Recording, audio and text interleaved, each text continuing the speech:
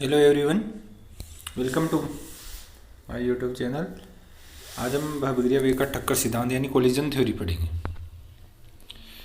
तो collision theory है वो इसी सिद्धांत पर आधारित है कि जब अभिकारक अणु ए व बी पास पास आते हैं तो उसमें आपस में क्या होगी, टक्कर होगी, और टक्कर के फलस्वरूप क्या होगी, अभिक्रिया होगी।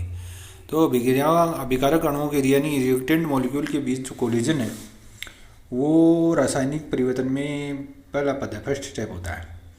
तो इसका तात्पर्य ये है कि जो अभिक्रिया गति है वो नंबर ऑफ कोलिजन्स पर निर्भर करती है, यानी कि टक्करों की संख्या पर निर्भर करती है। और लेकिन वास्तव में क्या है कि अभिक्रिया में जो गति अभिक्रिया गति है अभिकारक के मध्य टक्करों की संख्या से बहुत कम होती है। इसका कारण ये है कि पहले जो मॉलिक्यूल है वो एक्टिवेटेड होते हैं, यानी कि एक्टिवेटेड स्टेट में यानी सक्रिय अवस्था में चले जाते हैं, और केवल वही अणु जिनकी ऊर्जा है वो एक्टिवेशन एनर्जी से ज़्यादा होती है, सक्रियण ऊर्जा से ज़्यादा होती है या बराबर होती है, वो ही अभिक्रिया में पार्टिसिपेट करेंगे और प्रोडक्ट बनाएंगे।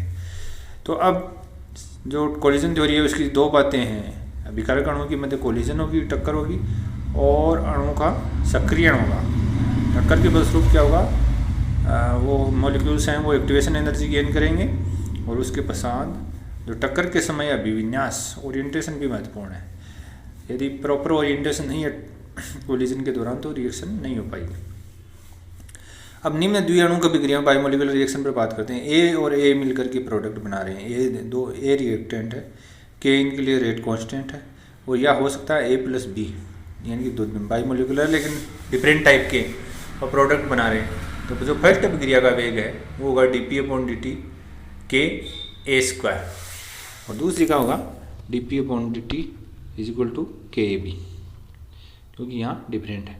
अब यदि ए और बी प्रत्येक की सांद्रता यदि यूनिट हो, मोल पर लीटर हो, तो ये 1 मोल प्रति लीटर हो, तो दोनों का मान एक एक होगा, तो dp/dt यानी reaction rate of the reaction है वो रेट कांस्टेंट के इक्वल हो जाएगी, वेग नियतांक या वेग स्थिरांक के बराबर हो जाएगी। अब जो कोलिजन थ्योरी के अनुसार जो वेग है वो है प्रति सेकंड प्रति लीटर टकराने वाले अणुओं की संख्या और प्रभावी टक्करों का अंश।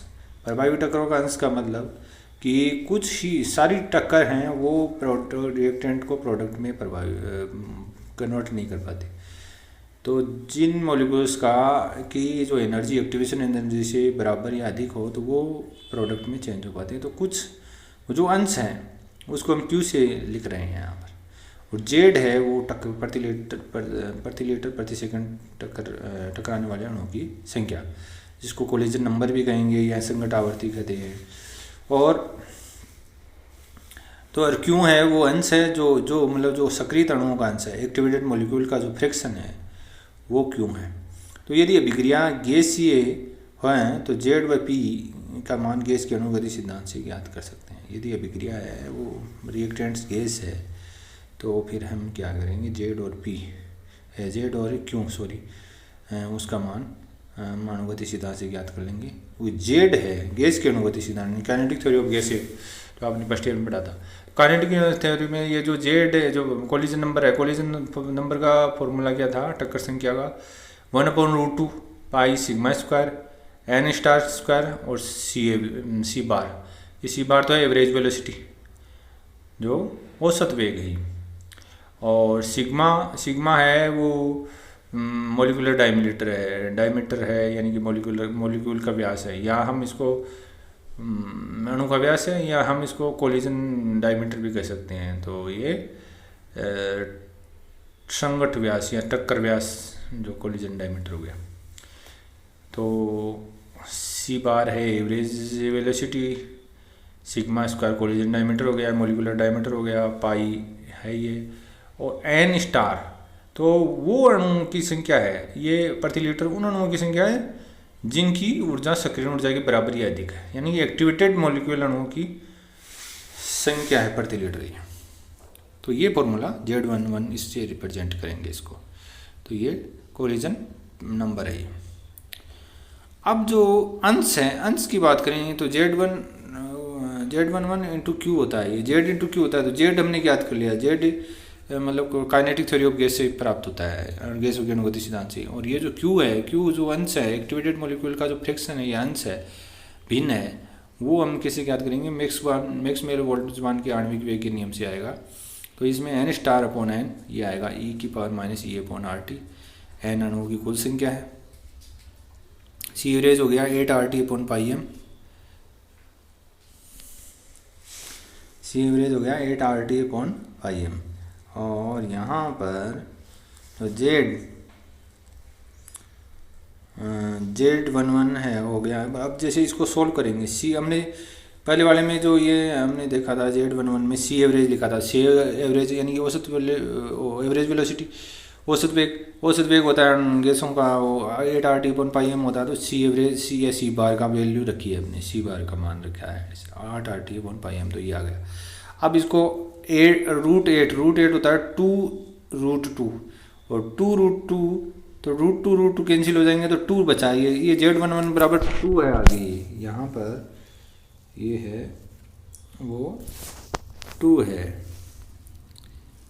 तो देखिए ये 2 sigma square n star square πRT upon m √πRT upon m हो गया।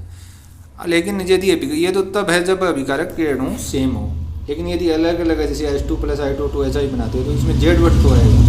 Z11 मतलब एक ही प्रकार के अणुओं के बीच टक्कर की संख्या है, और Z12 है अलग अलग प्रकार के टक्करों के अणुओं की संख्या। तो इसमें n1 n2 आएगा n स्क्वायर की जगह, और σ12 होगा। और σ12 कैसे याद करेंगे? दोनों का एवरेज होगा, दोनों मॉलिक्यूल का जो व्यास का जो एवरेज होगा, और 8πRT अपॉन म्यू आएगा इसमें। म्यू यहाँ रिड्यूस्ड मास यानी कि सम्मानित द्रव्यमान।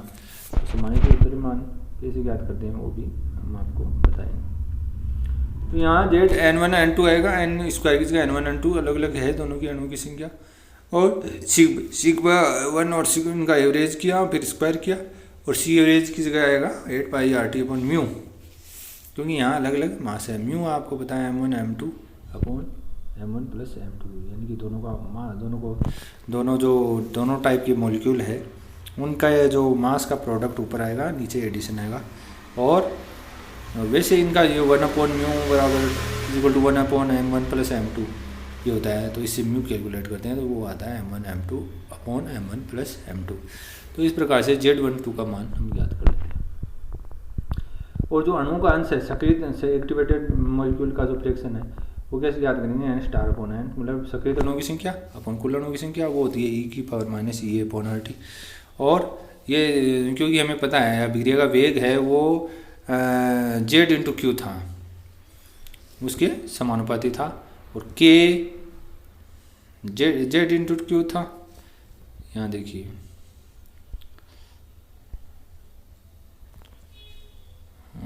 K इक्वल नहीं है, ये K × Z × Q समीकरण आप 70 देखिए 70।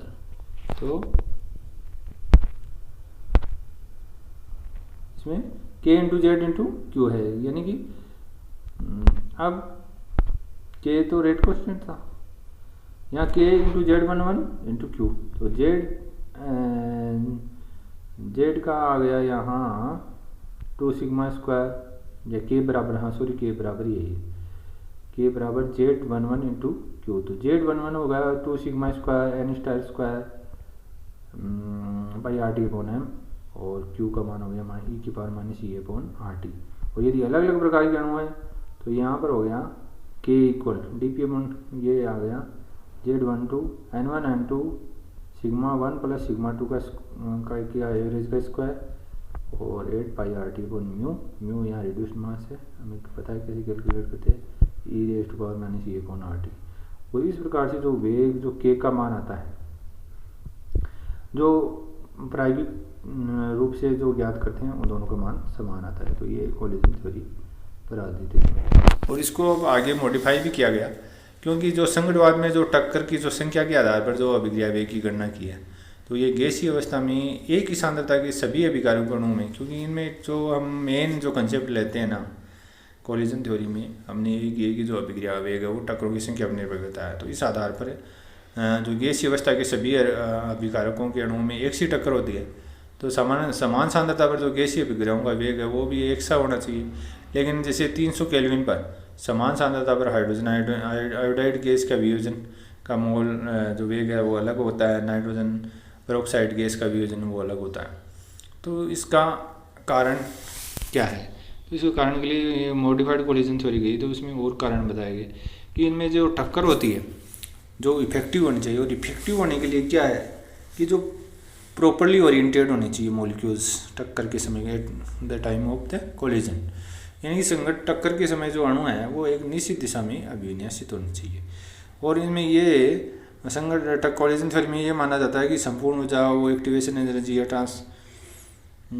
ट्रांसलेशन या स्थानांतरण ऊर्जा है। लेकिन क्या है कि ये तभी संभव है जब जो रिएक्टेंट है वो एक रिजिड स्फीयर या दृढ़ गोले के रूप में व्यवहार करे। लेकिन ये जो H2, I2, HI ये दृढ़ गोले की तरह व्यवहार नहीं करते हैं।